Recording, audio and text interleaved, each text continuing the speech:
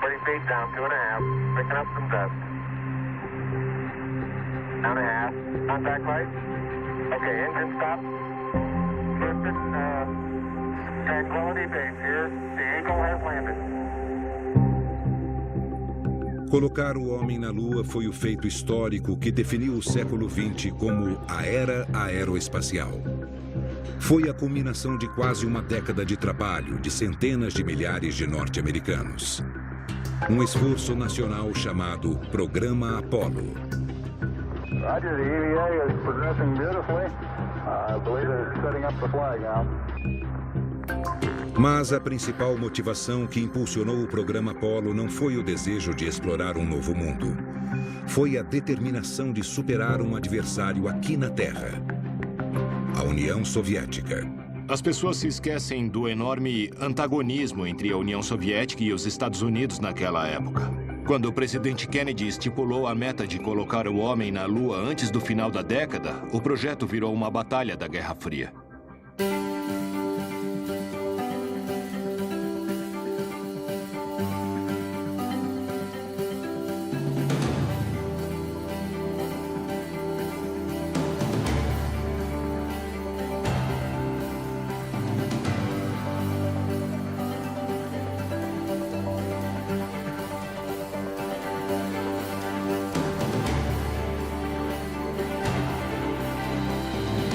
Projeto Aeroespacial. Episódio 4, na imensidão do espaço. A Guerra Fria colocou as democracias ocidentais lideradas pelos Estados Unidos contra a União Soviética. Foi uma batalha ideológica fomentada com tecnologia e ciência como medidas de poder. Em 1957, o primeiro marco da corrida espacial da Guerra Fria foi lançado pelos soviéticos na ponta de um enorme foguete. Until 2 days ago, that sound had never been heard on this Earth. It's a report from man's farthest frontier, the radio signal transmitted by the Soviet Sputnik, the first man-made satellite as it passed over New York earlier today. Nunca vou me esquecer daquela sexta-feira, em 4 de outubro de 1957. Eu, os meus pais e os nossos vizinhos ficamos parados no quintal. E eu lembro que ninguém falou nada. Nós sabíamos o que ia aparecer no céu. E de repente apareceu, por cima das árvores, aquela luz se movendo silenciosamente, na frente de uma infinidade de estrelas. Depois que o satélite sumiu, nós entramos em casa e eu perguntei para os meus pais: por que vocês estavam chorando? Porque para mim, aquilo era a coisa mais magnífica que eu tinha visto. E eles falaram: nós choramos porque isso significa que a União Soviética pode lançar uma bomba atômica em nós na hora que eles quiserem. O Sputnik foi um evento assustador, porque significou que a dinâmica da Guerra Fria havia mudado para sempre e a ideia de um confronto nuclear parecia mais real. Russia getting into space really bothers me. We are headed downhill to the status of a second-rate world power. If Russia wins dominance of this completely new area, well, I think the consequences are fairly plain. Probable Soviet world domination. Em 1957, quando o Sputnik foi lançado, eu lecionava termodinâmica em West Point. E eu me lembro do impacto que isso causou em mim, porque eu pensei, isso vai mudar tudo. Eu fiquei apavorado com os russos indo ao espaço primeiro. Algumas semanas depois do Sputnik, a tentativa dos Estados Unidos de lançar seu primeiro satélite explodiu na plataforma de lançamento. Os Estados Unidos fracassaram completamente. Parecia que os soviéticos não erravam nada e os americanos não acertavam nada. Só depois de 4 meses do lançamento do Sputnik, os Estados Unidos finalmente colocaram o seu próprio satélite em órbita. Depois, em julho de 1958, os norte-americanos criaram a NASA, a Administração Nacional da Aeronáutica e Espaço. A criação da NASA foi a resposta dos Estados Unidos para a crise causada pelo Sputnik em 1957 e 1958. O país precisava alcançar os soviéticos. Em abril de 1959, a NASA selecionou 7 homens para se tornarem os primeiros astronautas dos Estados Unidos. Uma das primeiras questões que surgiram foi como vamos superar a União Soviética e colocar o primeiro homem no espaço. Então a NASA criou o programa Mercury para colocar o homem em órbita. Esse era o principal objetivo. Colocar um homem em órbita exigia foguetes e uma nave espacial. E para fabricá-los, a NASA recorreu à indústria de aviação norte-americana. A NASA fez o planejamento, mas foi a indústria que fez o trabalho. A McDonnell Douglas, a Rocketdyne, a North American, a Boeing. Essas empresas foram fundamentais na história espacial dos Estados Unidos. A McDonnell Aircraft, conhecida pelos seus caças de guerra, ganhou o contrato para a construção da cápsula tripulada do programa Mercury. A McDonnell foi pioneira na criação de uma nave espacial tripulada. A empresa trabalhou com os engenheiros da NASA para desenvolver uma coisa que não existia naquela época. A nave precisava de um sistema de controle ambiental e de uma cabine de comando. Então, a McDonnell se tornou uma fabricante importante para a NASA no começo da corrida espacial. Em abril de 1961, enquanto os Estados Unidos se preparavam para enviar um homem ao espaço, a União Soviética surpreendeu o mundo realizando o feito primeiro. Man had his first great success in space when the Russians pushed a man across the threshold. He was Yuri Gagarin, the first to orbit the Earth. It was the propaganda coup of the year. Essa foi a realidade que confrontou o presidente recém-eleito, John Kennedy. O Kennedy tomou posse sabendo muito pouco sobre o espaço e, no começo, ele não se preocupava com isso. Mas a missão do Yuri Gagarin mudou tudo. O Kennedy viu a reação que o feito do Gagarin causou no planeta. Mais uma vez, a União Soviética fez uma coisa que deixou o mundo todo admirado. Depois, em 5 de maio de 1961, os Estados Unidos finalmente ficaram prontos para colocar seu primeiro astronauta, Alan Shepard, no espaço.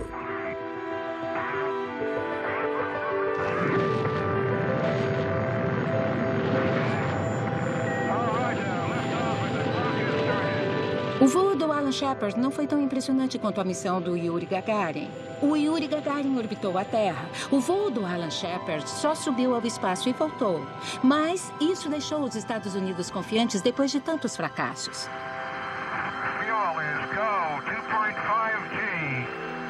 O voo de 15 minutos de Shepard foi curto, mas simbolizou a vitória que a gestão de Kennedy precisava para planejar uma posição privilegiada dos norte-americanos no espaço. Depois disso, o Kennedy decidiu que não havia nada mais importante do que planejar como colocar os Estados Unidos na liderança da corrida espacial. E, citando as palavras do presidente, desenvolver um programa espacial com grandes resultados para vencermos. E a proposta da administração Kennedy deu origem à maior mobilização científica e tecnológica na história dos Estados Unidos. We shall send to the moon, 240,000 miles away, a giant rocket on an untried mission to an unknown celestial body, and then return it safely to Earth, and do all this, and do it right, and do it first. Before this decade is out, then we must be bold. A promessa era superar os investimentos, a tecnologia e os sonhos dos soviéticos e provar a superioridade norte-americana, chegando primeiro à Lua. A determinação do presidente Kennedy era compartilhada pelos astronautas da NASA. Nós éramos os soldados da Guerra Fria. Isso foi um desafio enorme, não só para nós astronautas, mas para todos. Havia 400 mil norte-americanos trabalhando no programa. E todo mundo se dedicou e queria ter sucesso. Esse era o grande objetivo. Nós venceremos, eles perderão. Para vencer, a administração Kennedy contava com uma arma inesperada, pronta para entrar em ação. O homem que havia sido o principal engenheiro de foguetes da Alemanha nazista.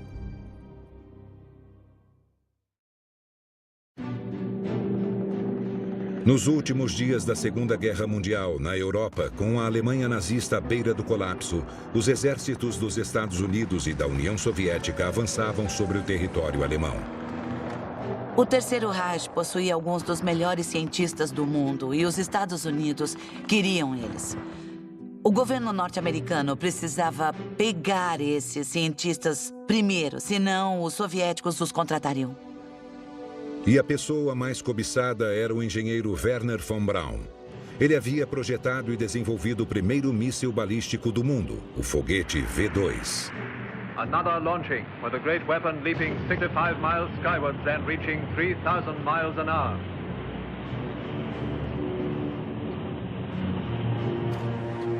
A Alemanha lançou mais de 3.000 mísseis, mirando Londres, Antuérpia e outras cidades. Mas o poder de destruição dos foguetes não era a principal fascinação do cientista Wernher von Braun. Desde a infância, ele era obcecado com viagens espaciais e sonhava com missões à Lua e Marte. A ascensão do regime nazista deu a von Braun a oportunidade de testar as suas ambições. Então, na primavera de 1945, com a Alemanha prestes a se render, ele se tornou uma figura cobiçada pelas potências norte-americana e soviética. O von Braun era uma pessoa muito cuidadosa. Então ele andou com sua equipe e seus projetos desde a Prússia até a Bavária para poder se entregar aos norte-americanos. E ele disse para o oficial: eu escolhi os Estados Unidos porque vou ter a chance de ir para Marte. Von Braun sabia que ele havia encontrado um novo e poderoso protetor. O antigo inimigo se transformou em um inestimável aliado. Os Estados Unidos sabiam que os nazistas estavam derrotados, não precisavam mais se preocupar com eles. Agora a preocupação eram os comunistas. Von Braun e mais de 100 integrantes de sua equipe foram levados aos Estados Unidos, onde eles continuaram o trabalho com o foguete V2 no deserto do Novo México. Enquanto ajudava os norte-americanos a se armarem contra o novo inimigo, a União Soviética, von Braun também desenvolvia seu sonho pessoal de viajar para a Lua e para Marte. Em 24 de outubro de 1946, um foguete V2 foi lançado com uma câmera de filmagem a bordo. Essas são as primeiras imagens registradas do espaço.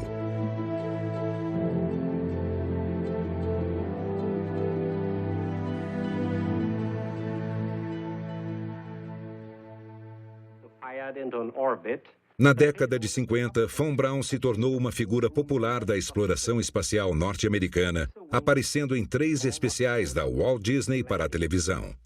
I believe a practical passenger rocket could be built and tested within 10 years. Quando a corrida espacial ganhou força nos anos 60, a administração Kennedy recorreu a von Braun para ajudar os norte-americanos a chegar à Lua antes dos soviéticos. Von Braun era o arquiteto-chefe do novo foguete que Kennedy contava para a missão. Um foguete poderoso, capaz de superar a gravidade terrestre e levar astronautas para a Lua. Ele foi chamado de Saturno V. Para a indústria aeroespacial, o trabalho de executar a visão de von Braun oferecia uma série de desafios sem precedentes.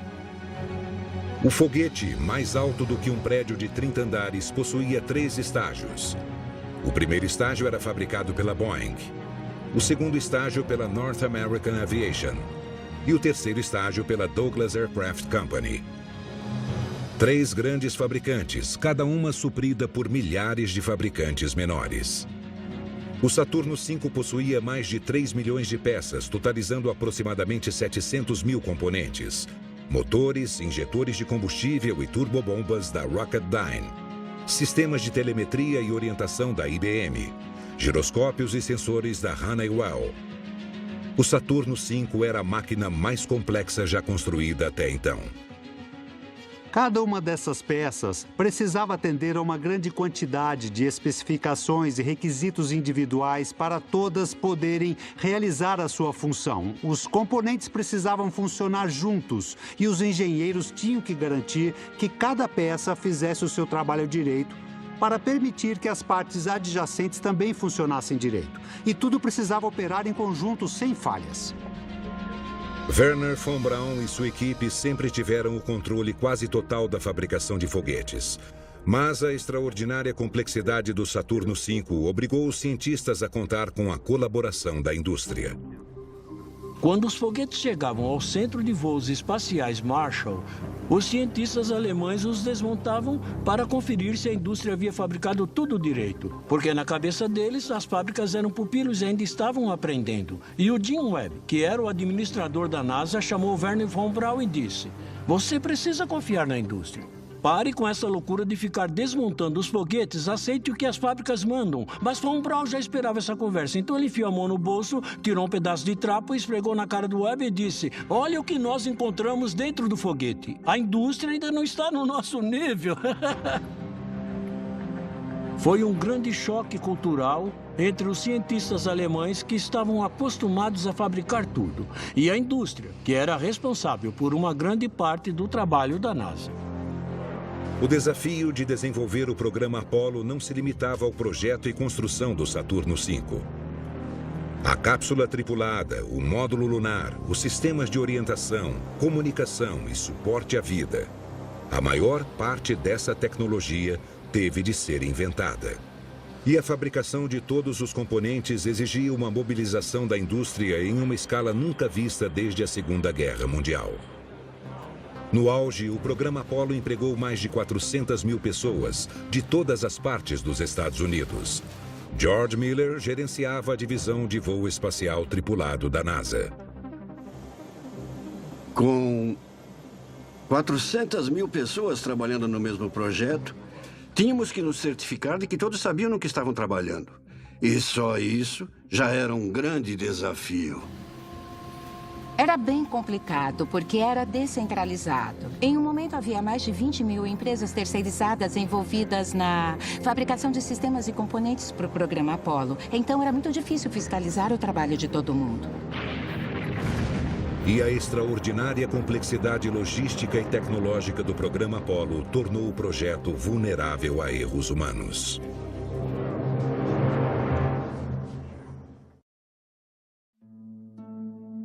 Em 1966, a NASA selecionou a equipe de astronautas para o primeiro voo de teste tripulado do programa Apollo, que ficou conhecido como Apollo 1. O plano era enviar 3 astronautas para orbitar a Terra por 14 dias. Os astronautas eram considerados heróis.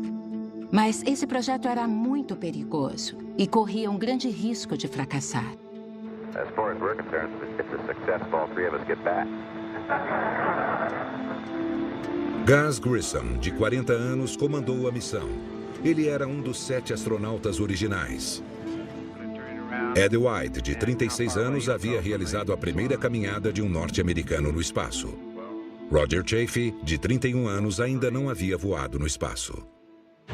Grissom, White e Chaffee seriam os primeiros tripulantes a testar a nova espaçonave, projetada para levar os astronautas do programa Apollo à Lua.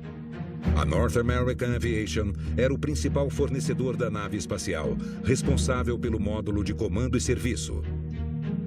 Dale Myers era o coordenador do programa. Nós tínhamos 10 mil pessoas trabalhando no módulo de comando a serviço da Apollo, e essas eram as pessoas que se reportavam a mim. Essa missão era um marco importante para o país, e eu acho que todo mundo no programa entendia isso. 10 mil pessoas construindo uma máquina extremamente complexa para levar os astronautas do programa Apollo à Lua.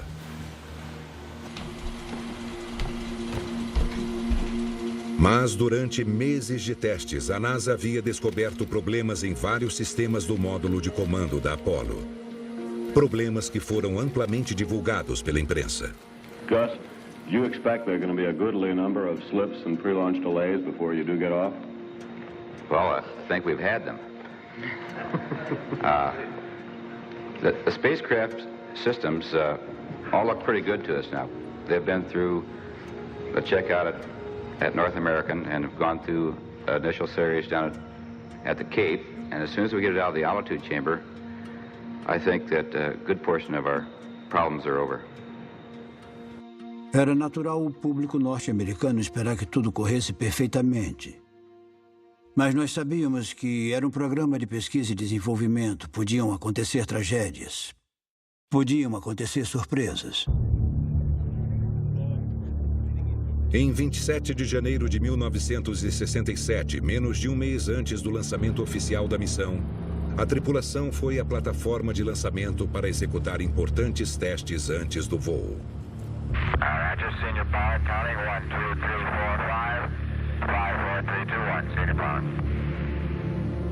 Os testes demoraram várias horas. Às 5h40 da tarde, os astronautas tiveram problemas com o sistema de comunicação.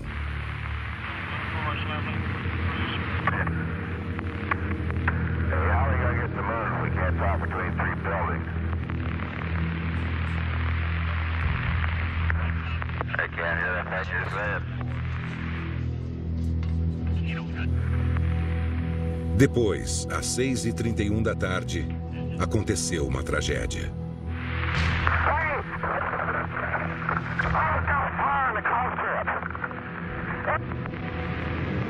This is Peter Jennings at ABC News in New York. The 3 astronauts for America's first manned Apollo spaceflight have been killed. An electrical spark apparently shot out and ignited the 100% oxygen in the cabin that they were breathing as in a real spaceflight. O Cabo Canaveral ficou inconsolável. Muitas pessoas que trabalhavam nos foguetes já haviam sofrido fracassos, mas nenhum fracasso envolvendo vidas humanas.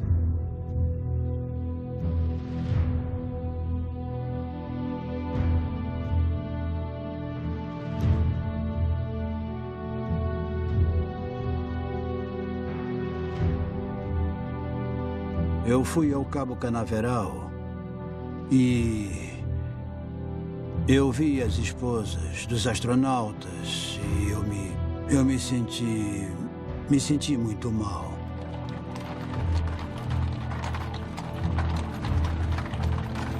Eu conhecia os astronautas e as esposas deles.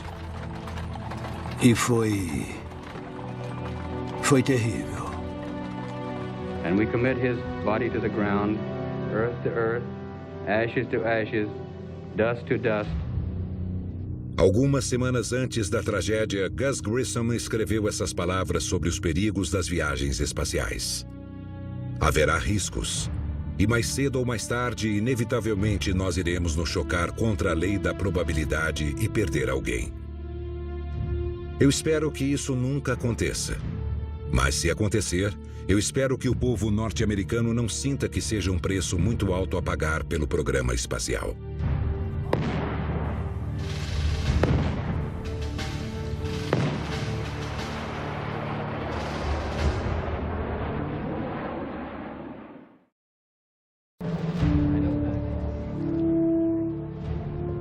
Depois da tragédia que matou 3 astronautas norte-americanos, a programação do voo espacial tripulado da Apollo foi paralisada.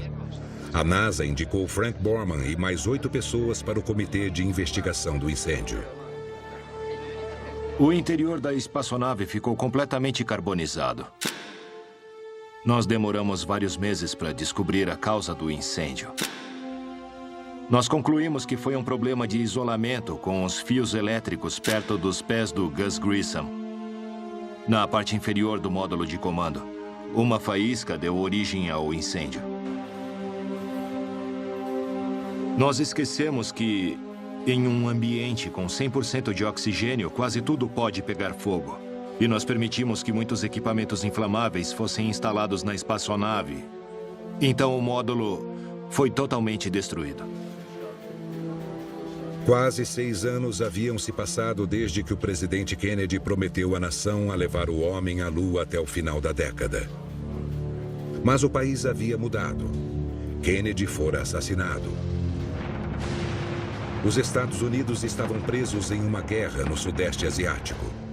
Os protestos contra o conflito eram cada vez mais frequentes. Os sonhos e as ambições da nação estavam sendo questionados, e o programa Apollo não foi exceção. O incêndio na Apollo foi um desastre para os astronautas e todas as pessoas envolvidas. Se alguém perguntasse por que vocês tiveram esse problema, a resposta era porque a gente achava que sabia o que estava fazendo, mas descobrimos que realmente não sabíamos.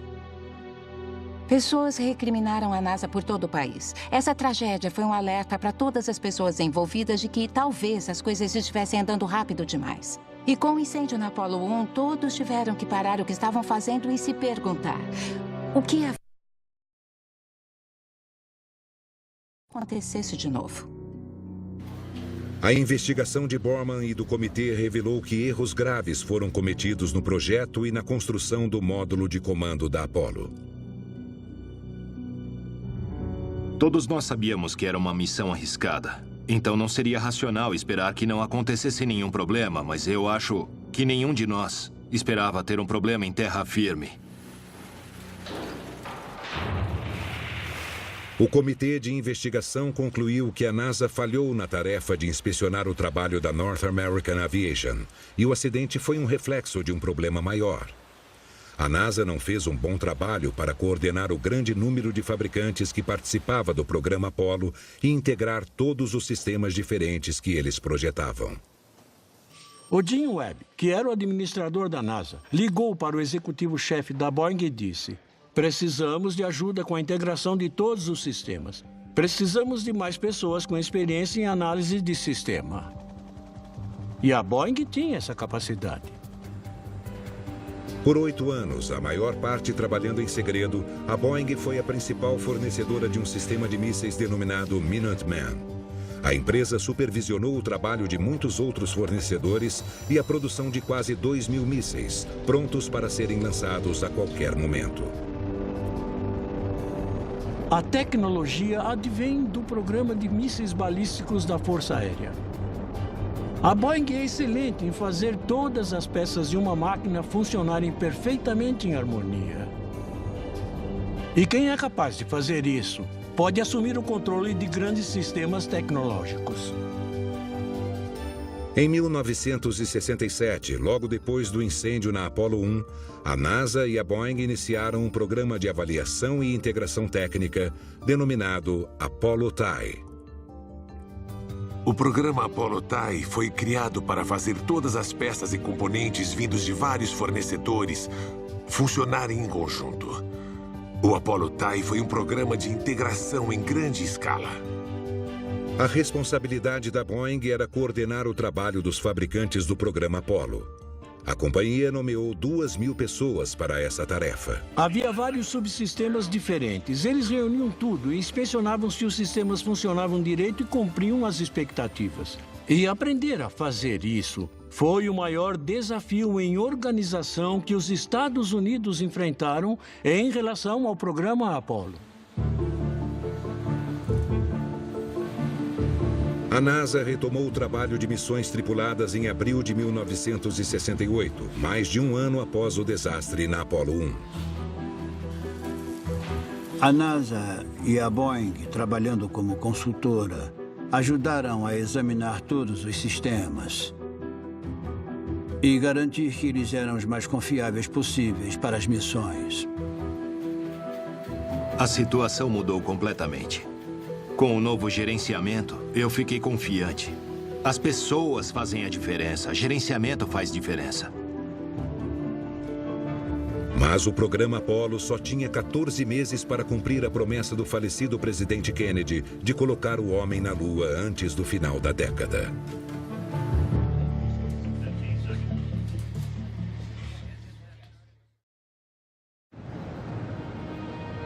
Quase 50 anos depois do final da corrida espacial, muitos se esqueceram de que a primeira missão tripulada para a Lua foi a Apollo 8.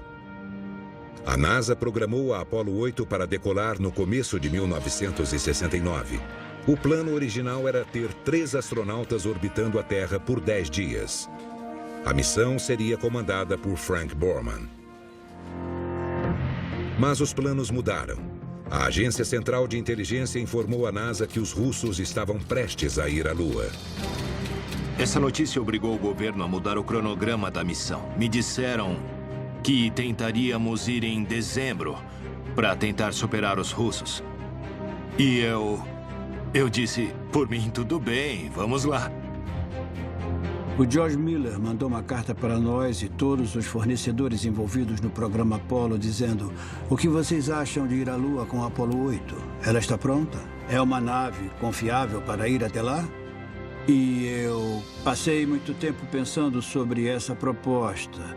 Eu reuni os chefes de setor da nossa empresa e nós debatemos se o módulo tinha condições de ir até lá. E olhando os dados, nós decidimos que sim, estava tudo pronto para ir à Lua. A missão de 6 dias com os tripulantes Borman, Jim Lovell e Bill Anders no topo do foguete Saturno V foi programada para sair do chão poucos dias antes do Natal de 1968.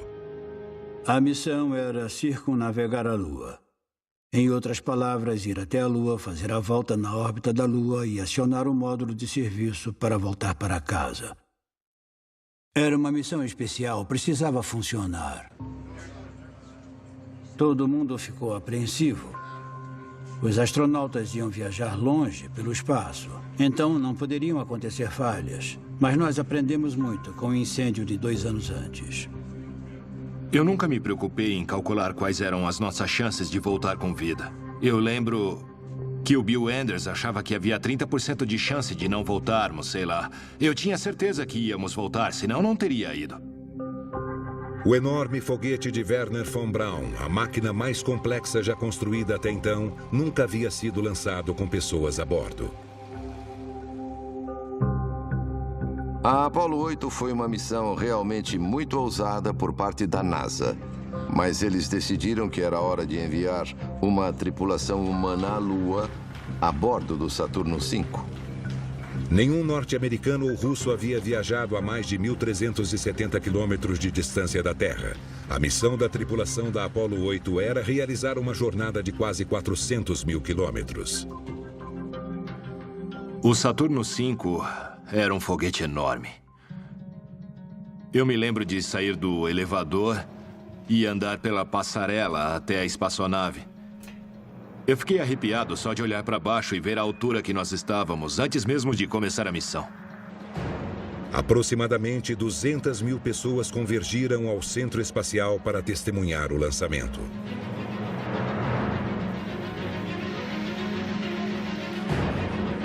This is Apollo Saturn Launch Control. We are still go at this time. T-minus 15, 14, 13, 12, 11, 10, 9. We have ignition sequence start. The engines are armed. 4, 3, 2, 1, 0.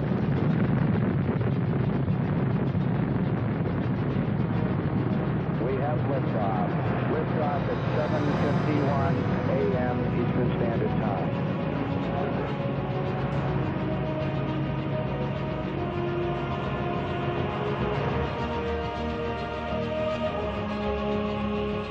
O foguete demorou a subir, ficamos em dúvida se estava indo mesmo. Ele saiu bem devagar, mas de maneira majestosa da plataforma de lançamento. Foi um momento inesquecível. Uma máquina desse tamanho, dessa magnitude, funcionando perfeitamente, foi incrível. O barulho era ensurdecedor e a vibração era forte na decolagem. Mas o segundo estágio era mais suave. Depois de passar da velocidade do som, a viagem ficou bem agradável. Depois de uma jornada de 3 dias, a Apollo 8 entrou em órbita lunar na véspera de Natal. De dentro da espaçonave, Borman, Lovell e Anders viram o que nenhum homem havia visto antes.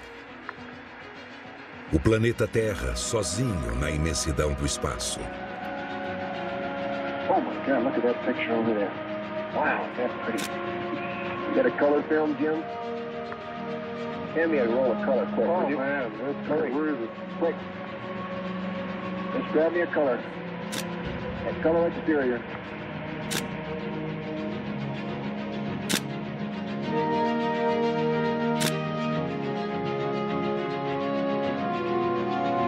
Ao orbitarem a Lua, os astronautas leram os primeiros 10 versículos do livro do Gênesis. Centenas de milhões de pessoas por todo o mundo assistiram ou ouviram a transmissão. In the beginning, God created the heaven and the earth. And the earth was without form and void, of the deep. And the Spirit of God moved upon the face of the waters. And God said, "Let there be light." And there was light.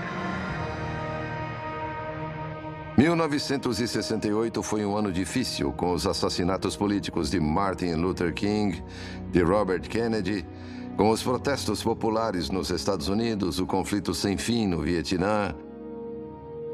Encerrar o ano com esse momento tão mágico e especial, com certeza para os norte-americanos, foi um final muito positivo para um ano tão conturbado assim. And from the crew of Apollo 8, we close with good night, good luck, a Merry Christmas, and God bless all of you on the good earth. Eu me lembro que nós recebemos todo tipo de telegrama depois da missão. E a mensagem que mais me emocionou foi: obrigado, Apollo 8. Vocês salvaram o ano de 1968.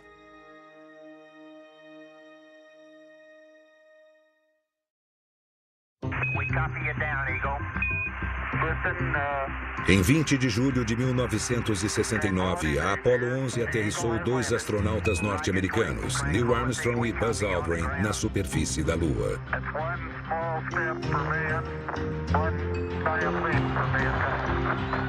Os Estados Unidos venceram a União Soviética na corrida espacial. O pouso na Lua foi um feito histórico para os norte-americanos e para a humanidade como um todo. Mas para a NASA, a questão se tornou: para onde nós vamos agora? 5, 4, we've gone for main engine start. We have main engine start. America's first space shuttle. Demorou mais de uma década para a NASA mexer novamente com a imaginação do público, com o lançamento do primeiro ônibus espacial em 1981. O ônibus foi a primeira nave espacial reutilizável. Lançado com um foguete, o veículo com asas voou de volta para a Terra.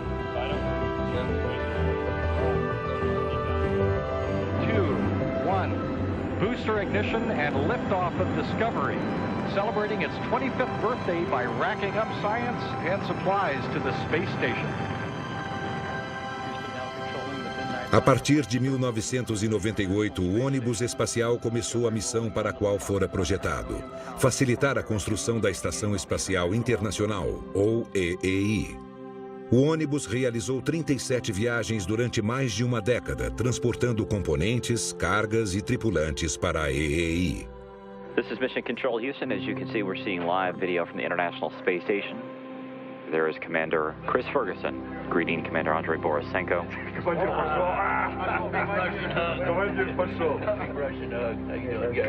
Os principais construtores da EEI foram a Rússia e os Estados Unidos, não mais competidores, mas colaboradores no espaço.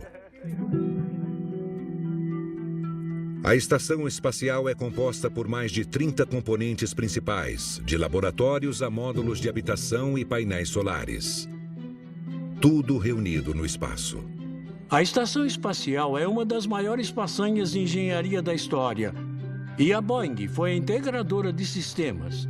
E ela garantiu que quando eles conectassem os módulos russos aos módulos norte-americanos e as conexões entre eles, nada pegaria fogo. E os componentes não emitissem sinais incorretos um para o outro. A EEI é onde os astronautas aprendem a sobreviver por longos períodos de tempo no espaço. O aprendizado na estação espacial permitirá que o homem chegue ao seu próximo destino no sistema solar, Marte. Uma jornada a Marte será uma viagem de ida e volta de ao menos 112 milhões de quilômetros, que poderá demorar mais de 2 anos. Uma missão tão longa e tão ambiciosa que seus desafios irão ofuscar os do programa Apollo. Em condições normais, o corpo humano não consegue sobreviver por longos períodos de tempo em um ambiente microgravitacional. Existe a perda de massa óssea que hoje nós conseguimos controlar, a atrofia muscular que nós conseguimos minimizar bastante, o sistema imunológico fica debilitado no espaço. Na estação espacial, vemos como o corpo humano reage a um ambiente microgravitacional. Nós queremos usar a estação para garantir que não haverá problemas quando os astronautas viajarem até Marte em missões de 2, 3 anos, para o corpo humano não sofrer nenhum efeito prejudicial. Uma viagem a Marte exigirá um foguete ainda mais poderoso do que o Saturno V, que levou o homem à Lua. A NASA fechou contratos com a Boeing e outras companhias para a construção do Sistema de Lançamento Espacial, ou SLE. Eu queria que eles divulgassem mais, porque quando eu converso com os meus amigos e conto que eu trabalho no SLE, eles falam, você está projetando um carro novo ou o quê? O que é SLE? O que significa? Eu explico que é o Sistema de Lançamento Espacial. E eles perguntam, você pode falar sobre isso? E eu, a NASA tem uma página sobre o Sistema de Lançamento Espacial, vá lá e pesquise.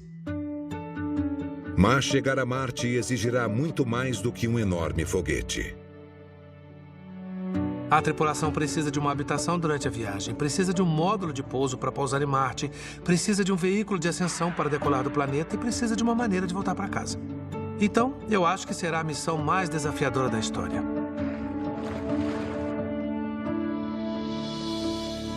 Se o ser humano de hoje está disposto a correr os riscos e superar as dificuldades da viagem até Marte, além do altíssimo custo da missão, é uma questão em aberto. Podemos investir nossos recursos em várias atividades. Então, por que o espaço é tão importante? Porque nós queremos responder às perguntas fundamentais. Nós estamos sozinhos? Por que nós estamos aqui? O nosso planeta é único? São grandes questões e eu acho que é inato da nossa espécie querer responder essas questões. Um dia o homem irá até Marte. Isso vai acontecer. Acho que a exploração está no DNA do ser humano. Nós gostamos muito de explorar. Então, eu acho que o homem irá a Marte. Mas quase 50 anos depois de chegar à Lua, a exploração espacial não é mais impulsionada por disputas de poder global. Acha que os norte-americanos teriam ido à Lua nos anos 60 se não fossem os russos? Claro que não.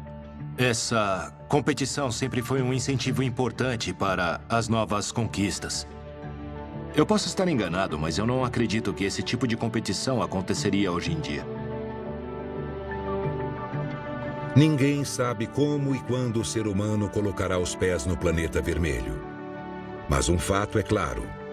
Da mesma maneira que o programa Apollo definiu o século XX como a era aeroespacial, uma viagem a Marte terá tudo para ser o momento decisivo no século XXI. Versão brasileira, Vox Mundi.